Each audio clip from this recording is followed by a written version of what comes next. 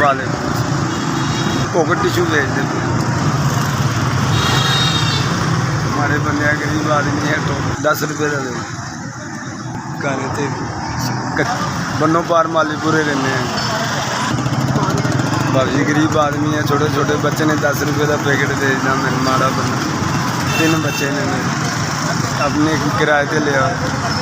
7,000 रुपया देना 2-3 डब्बे बेच के 600-700 रुपया लब लेंगे।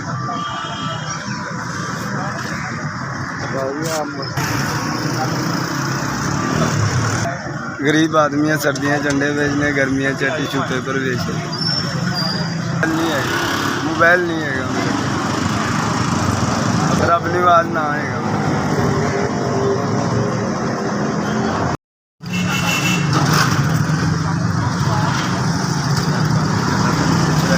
4-5 हज़ार रुपये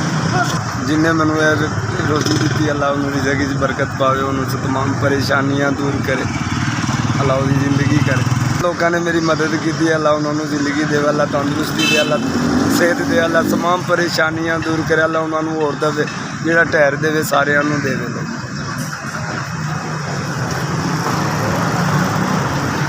SBS अल्लाह तुहाडा भला करे SBS अल्लाह तुहानू भला करे अल्लाह तंदुरुस्ती दे तमाम परेशानियां दूर करे।